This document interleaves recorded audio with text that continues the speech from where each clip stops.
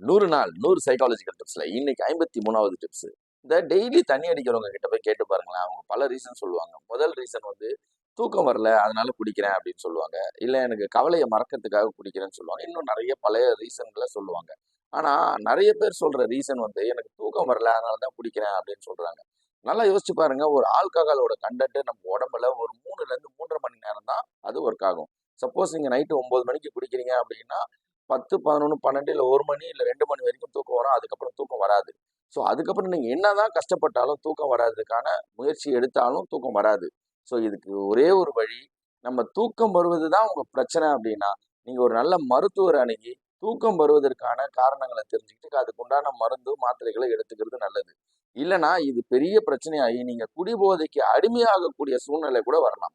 அதனால தூக்கம் தான் என் பிரச்சனை அப்படின்னா, குடிப்பழக்கத்த நிறுத்திட்டு ஒரு நல்ல டாக்டர போய் பார்க்கிறது நல்லது. நன்றி.